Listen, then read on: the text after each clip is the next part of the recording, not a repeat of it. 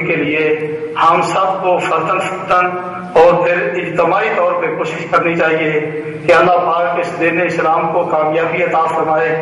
جب چاروں طرف سے مختلف مذاہب اور فرقے اسلام پہ حملے کر رہے ہوں، اس وقت سب کو اکٹھے ہو کر اپنی خانقاہوں سے نکل کر دین اسلام کی سربلندی کے لیے کوشش کرنا عین فرض ہو جاتا ہے۔ اور میاں صاحب کے اس قدم کو ہم سراہتے ہیں، اور منہاج القرآن جو اپنا پروگرام لے کے آج سے کئی سال پہلے نکلا تھا، اللہ تعالیٰ نے آج لاکھوں کروڑوں کی تعداد میں لوگ ان کو عطا فرمائے، اور ہماری دعائیں ہیں کہ ساتھ علماء اور شائخ اکٹھے ہو کر اہل سنت والجماعت کے ایک پلیٹ فارم پر اکٹھے ہو کر دین اسلام کے لیے قربانیاں دیں، دین سربلند کی کوشش کریں۔ اور آج اس وقت دنیا میں 56 ممالک اسلامی ہیں، اور 56 ممالک اسلام کی ہونے کے باوجود اسلام پردیسی ہے۔ اس اسلام اس وقت خون کی ضرورت ہے۔ جس وقت سیدنا امام حسین رضی اللہ تعالیٰ عنہ نے کربلا قربانیاں پر اسلام کو زندہ کیا تھا، آج دیکھیں اسلام کی جتنی بنیادیں ہیں ان کو ختم کیا جا رہا ہے، مختلف حملے کیے جا رہے ہیں، سیاسی، روحانی، مذہبی، ہر قسم کے، ہمارے گھر سے، اندر سے، باہر سے۔ اللہ تعالیٰ ہمیں دین اسلام کے لیے کوشش کرنے کی توفیق عطا فرمائے، اور ہم دین اسلام کو ثابت کرنے کی جو بھی ہماری کسی کی ضرورت ہو ہم حاضر ہیں۔ میاں صاحب کے حکم پہ لبیک کہتے ہیں، مالی، جسمانی، قدمے دل میں جو بھی قربانیوں کی ضرورت ہو ہم حاضر۔ اللہ تعالیٰ دین اسلام یہ قربانی کو قبول فرمائے۔ اور یہ تو اسلام مدینہ پاک نکلا تھا، مدینہ دنیا میں پہلی ریاست جو اسلامی یکتی بدی تھی وہ مدینہ پاک ہے۔ اس کے دنیا میں ملک پاکستان نظریہ سطح پہ ملک وار معاشرے وجود میں آیا تھا، اس وقت اس کی حالت کردوں ہے۔ آج پھر کو اور اسلام کو بچانے کی ضرورت ہے۔ اس طرح باپ اور کو اکٹھا ہو کر دین اسلام کے لیے عوام کو متحد کریں اور قربانیاں دیں۔ ہم سب آپ کے ساتھ ہیں، اور اللہ تعالیٰ اور اس کے محبوب علیہ السلام کی مدد ہمارے شامل حال ہوگی، اور ہمیشہ وہی کامیاب ہوتے ہیں جو سچے دل سے نکل کر اللہ کی راہ میں آ جاتے ہیں۔ تو انہی الفاظ پہ کا اختتام کرتا ہوں، کیونکہ علماء اور مشائخ کے سامنے مجھ جیسے ناقص بندے کی کوئی مناسب نہیں۔ میاں صاحب کے حکم کی تعمیل کرتے ہوئے چند الفاظ گوش گزار کیے ہیں، میں انہیں پہ اختتام کرتا ہوں۔ وما علینا الا البلاغ۔ السلام علیکم ورحمۃ اللہ وبرکاتہ۔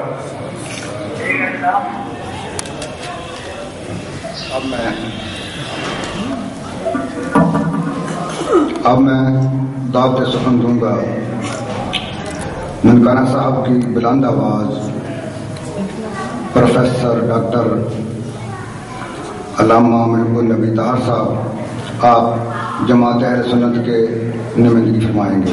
جناب علامہ پروفیسر ڈاکٹر محب النبی طاہر صاحب۔ نعرہ تکبیر، اللہ اکبر، نعرہ تحقیق، نعرہ حیدری، نعرہ غوثیہ، علماء اہل سنت، حضور میاں صاحب۔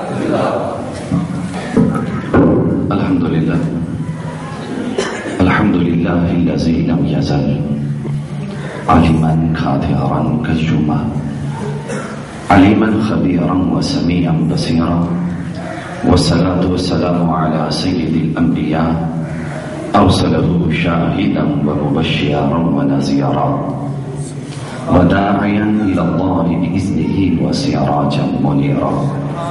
قال اللہ تبارک وتعالى في الكلام المجيد والفرقان الحميد إنا أعطيناك الكوثر۔ صدق الله مولانا العظيم۔ إن الله وملائكته يصلون على النبي يا أيها الذين آمنوا صلوا عليه وسلموا تسليما۔ جس کو اللہ نے زبان دی ہے بآواز بلند صلاۃ والسلام پڑھیں۔ الصلاۃ والسلام علیک یا سیدی یا رسول اللہ وعلى آلك وأصحابك يا جد الحسن والحسین۔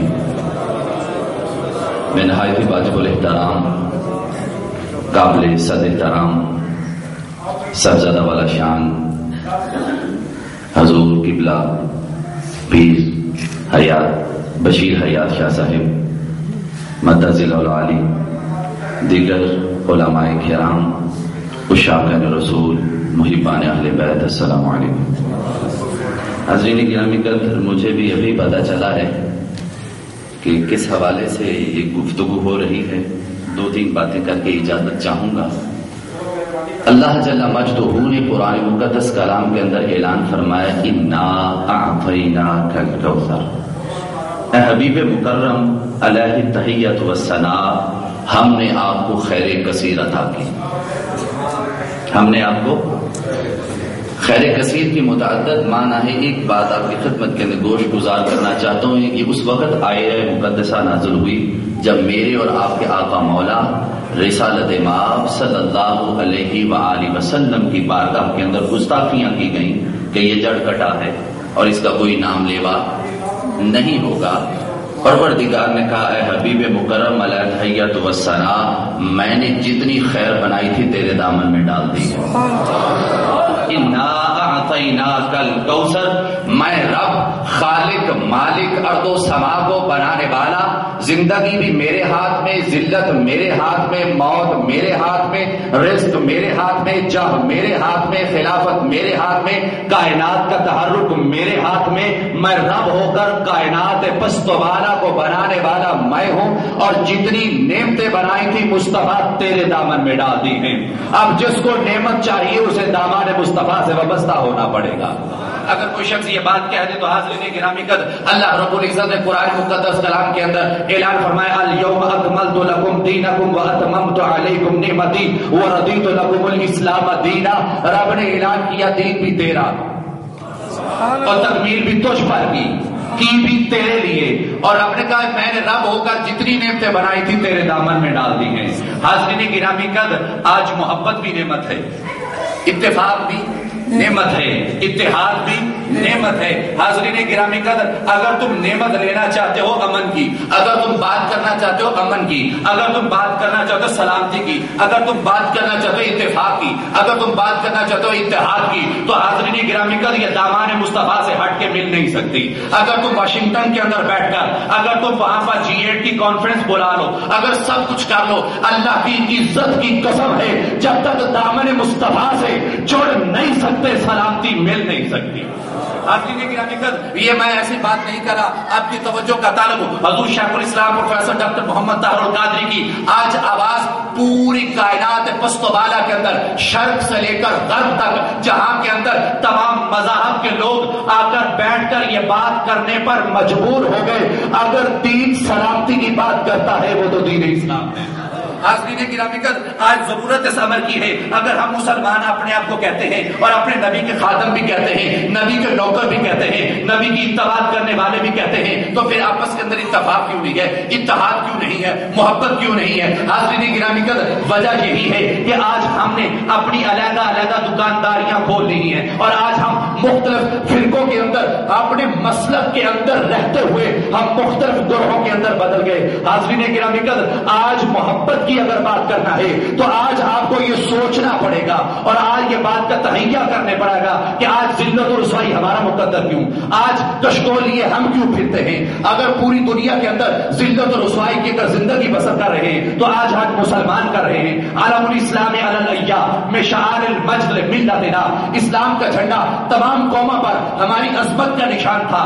آج کیا ہوا؟ وہ بھی تو جناب سیدنا عمر فاروق بھی تو محمد عربی کا کلمہ پڑھنے والے تھے، جناب سیدنا صدیق اکبر بھی تو محمد عربی کا کلمہ پڑھنے والے تھے، جناب عثمان غنی تو محمد عربی کا کلمہ پڑھنے والے تھے، مولا علی بھی تو محمد عربی کا کلمہ پڑھنے والے تھے۔ حاضرین گرامی قدر، پھر وہ کیا ہوا؟ آج ضرورت صبر کی ہے، ان جو چیزوں کو جو تعلیمات محمد عربی نے دی تھی آج ہم نے اس کو چھوڑ دیا ہے۔ آج ہم اپنے اسٹیجوں پر بیٹھ کر اپنے ہی لوگوں پر کفر کے فتوے لگا رہے ہیں، اپنے اسٹیجوں پر بیٹھ کر اپنے ہی لوگوں کی بات کر رہے ہیں۔ حاضرین گرامی قدر، معذرت کے ساتھ ایک بات کرنا چاہتا ہوں اور آپ کی توجہ کا طالب ہوں۔ اگر آپ کو پتا ہو مشرف کے دور کے اندر انلائٹمنٹ کا تصور آیا اور حاضرین گرامی کا دل پھٹتا ہے اور اس بات پر سوچ کر آدمی وردہ حیرت کے اندر گم ہو جاتا ہے۔ آگے اس سے پہلے انلائٹمنٹ کا تصور نہیں آیا تھا۔ حاضرین گرامی کا ہمارے علماء نے ممبروں میں بیٹھ کر بھی انلائٹمنٹ کی بات کی۔ آپ سب نے کہا ہم روشن خیال ہیں، اس کے اندر کوئی شک نہیں، ہم روشن خیال ہیں، لیکن اس ٹرمینالوجی کو آپ کی خدمت کے اندر آج پیش کرنا چاہتا ہوں میاں صاحب کے وسیلے سے، اور آپ نے اس بات کو سننا، یہ پیغام لے کر جائیے گا۔ یہ ایک یہودی بہت بڑی سازش تھی. آپ کو پتا ہے یہودی پہلے 200 احکام پر عمل کرنے والے کو یہودی ڈکلیئر کرتے. جب تک 200 احکام پر عمل نہیں کیا جاتا اس کو یہودی نہیں مانتے. اس کی ماں اور اس کا باپ اگر یہودی نہ ہو اس کو اولاد کو یہودی نہیں مانا جاتا. حاضرین گرامی کا انہوں نے کہا کہ انلائٹمنٹ کا تصور لے آؤ, احکام اشرا پر عمل کرو. انہوں نے کیا کہا سارے بولیے. اب آپ کی توجہ چاہتا ہوں, آپ کو میں نے بلوانا ہے. اب آپ ساکت اور جامد اور پتھر باندھ کر نہ بیٹھے. اگر آپ آئے ہیں دور دراز سے کچھ چیز لے کر جائیں. حاضرین گرامی کا انہوں نے تصور دیا کس پہ عمل کرو, احکام 200 پر اگر عمل نہیں ہوتا تو 10 پر کر لو. کتنے پر؟ 200 میں سے کس پہ کر لو؟ 10 پر. انہوں نے کہا یہ بات پوری دنیا کے اندر بھیج دو. اب سمجھو, اب تصور لے آیا مشرف یہاں پر اور اس نے انلائٹمنٹ کا تصور دیا. اس نے کہا اگر 210 پہ ہو سکتا ہے تو 5 میں سے ایک 2 پر بھی ہو سکتا ہے. یہ تصور دینے کی کوشش کی گئی نام نہاد. اور حاضرین گرامی کا بنیاد الاسلام والا خمس ہے. اسلام کی بنیاد 5 چیزوں پر ہے. جب تک تم ان کے ساتھ نہیں جڑو گے اسلام کے اندر تم داخل نہیں ہو سکتے. حاضرین گرامی قدر, تو آپ کو پتا ہوگا. اور حاضرین گرامی قدر, آج فقط قرآن کی بات ہو رہی ہے. آؤ قرآن پڑھیں, آؤ قرآن کی باتیں کریں, اور قرآن سنیں, اور درس قرآن سنیں. اور آپ نے یہ بات بھی سنی ہوگی. اب میں آپ سے ایک سوال کرنے لگا ہوں اور معذرت کے ساتھ اگر کوئی تکلیف ہو تو میں آپ کو معذرت سے زیادہ پہلے آپ کو معذرت کر لینا چاہتا ہوں. میں آپ سے ایک سوال کرنا چاہتا ہوں, نماز کا قرآن کے اندر ذکر ہے؟ بول تو دیں گے ہے. نماز پڑھنے کا طریقہ قرآن کے اندر موجود ہے؟ بولیں. قرآن کے اندر نماز کا ذکر ہے, لیکن اگر نماز پڑھنی ہے سلو کما رہی تو مونی مسلی, نماز اس طرح پڑھو جس طرح محمد عربی کو دیکھتے ہو. پتہ چلا قرآن کے اندر ذکر ہے, اگر نماز پڑھنا ہے تو دامان مصطفیٰ سے وابستہ ہونا پڑے گا.